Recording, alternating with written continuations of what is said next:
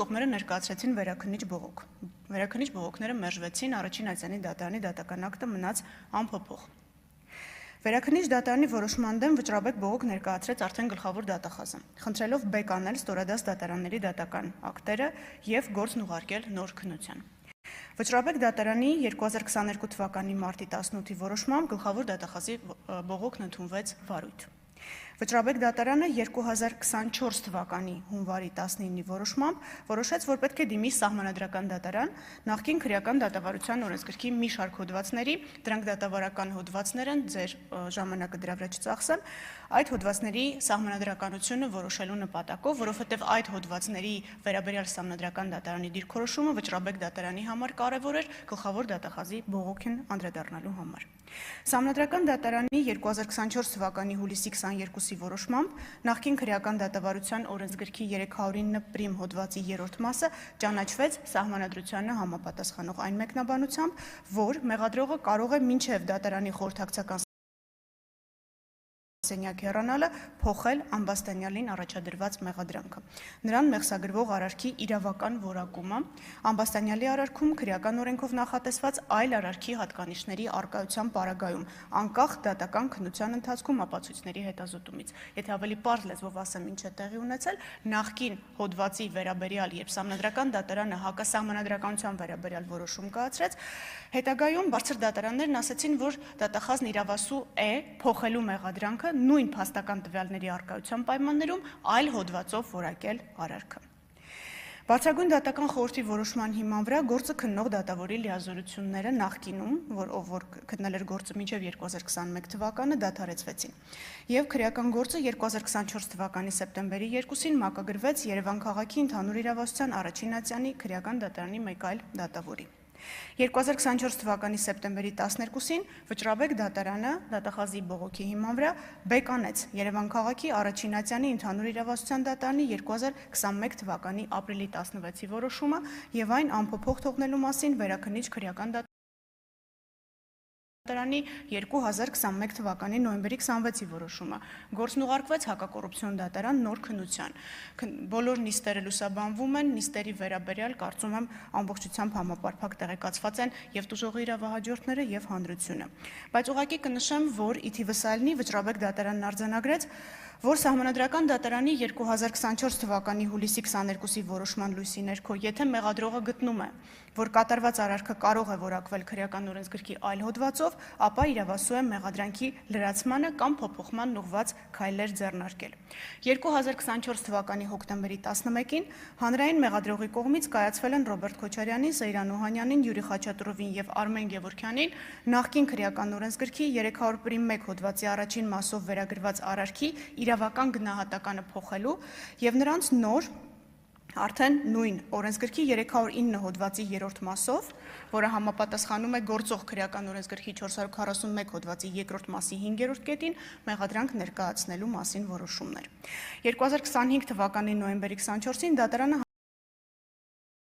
հանրային մեղադրողին ժամկետ է տրամադրել նշված որոշումները քրեական դատավարության օրենսգրքի պահանջների պահպանմամբ կազմելու եւ ներկայացնելու համար։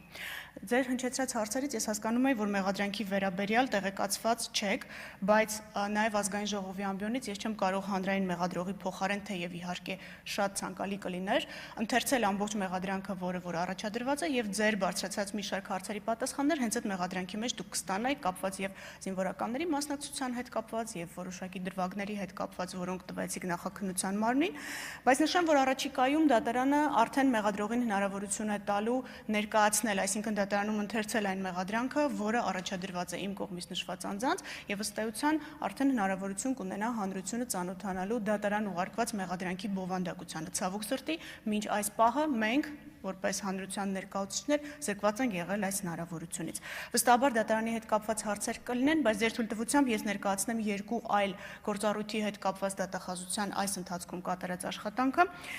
Այդ թվում այն կոնտեքստում, որ Մարդու իրավունքների եվրոպական դատարանը սեպտեմբեր ամսին նշել է Ֆարմանյանը եւ այլ քնդեմ Հայաստանի վճռի ներքո։ 2025 թվականի օգոստոսի 11-ին գլխավոր դատախազությունը հակակոռուպցիոն դատարան է ներկայացրել հայցադիմում ընդդեմ Ռոբերտ Քոչարյանի, Արմեն Գևորգյանի, Սեյրան Օհանյանի և Յուրի Խաչատուրովի Հայաստանի Հանրապետության կողմից հատուցված 670 միլիոն դրամը որպես հետադարձ պահանջ համապարտության կարգով բռնագանձելու պահանջի մասին։ Ինչու 670 միլիոն, ինչու հայց։ Հետադարձ պահանջի չափը հաշվարկվել է հիմք ընդունելով Ազգային ժողովի կողմից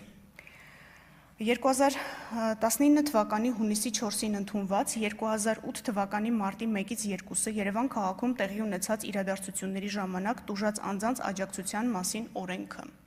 Վստահ եմ Ազգային ժողովի պատգամավորները կհիշեն նախաձեռնությունը, կհիշեն քննարկումները, որոնք տեղի են ունեցել Ազգային ժողովում, եւ դրա հիման վրա կառավարությունը 2019 թվականի օգոստոսի 8-ին ընդունեց որոշում, որով Արդարադատության նախարարությունը արդեն հետագայում փոխհատուցումներ կատարեց եւ փոխհատուցումների հանրագումարը, որը մեր խնդրանքով Արդարադատության նախարարության գլխավոր քարտուղարի կողմից 2024 թվականի հոկտեմբերի 25-ին տրամադրվել է դատախազությանը, Պարզ է դառնում, որ մարտի 1-ից 2-ը Երևանում տեղի ունեցած իրադարձությունների ժամանակ տուժած անձանց մինչ 2024 թվականի հոկտեմբերի 25-ը տրամադրված աջակցության չափը կազմում է 670 միլիոն դրամ։ Գլխավոր դատախազությունը նաև ներկայացրել է հայցի ապահովման միջոց կիրառելու վերաբերյալ միջնորդություն, խնդրելով հայցագնի 670 միլիոն դրամի չափով արգելանք դնել պատասխանողներ Ռոբերտ Քոչարյանին, Արմեն Գևորգյանին, Սեյրան Օհանյանին, Յուրի Խաչատուրովին պատկանող գույքերի վրա։ Հակակոռուպցիոն դատարանի 2025 թվականի օգոստոսի 13-ի որոշմամբ հայցադիմումն ընդունվել է վարույթ։ Հայցի ապահովման միջոց կիրառելու վերաբերյալ միջնորդությունը բավարարվել է։ Սա նշանակում է, որ հայցապահանջի չափով նշված անձանցից համապարտության կարգով բռնագանձման ենթակագումարը սառեցվել է։ Նաև կցանկանամ նշել, որ ոչ դիտավորյալ, բայց կարծես թե այդպես է ստացվել, որ նույն օրը 2025 թվականի օգոստոսի 11-ին գլխավոր դատախազի, այսինքն իմ որոշմամբ, վերացվել է 2008 թվականի մարտի 1-ի դրությամբ ոստիկանության պետի տեղակալի պաշտոնը զբաղեցրած Սաշա Աֆյանի նկատմամբ քրեական հետապնդում դադարեցնելու մասին 2020 թվականի հունվարի 30-ի որոշումը։ Մարտի 1-ի գործով հիմնավորվել էր, որ Սաշա Աֆյանը, ով 2008 թվականի փետրվարի 12-ին նշանակվել էր կառավարության առընթեր ոստիկանության պետի տեղակալի պաշտոնում, 2008 թվականի մարտի 1-ին անցնելով իր պաշտոնեական լիազորությունները,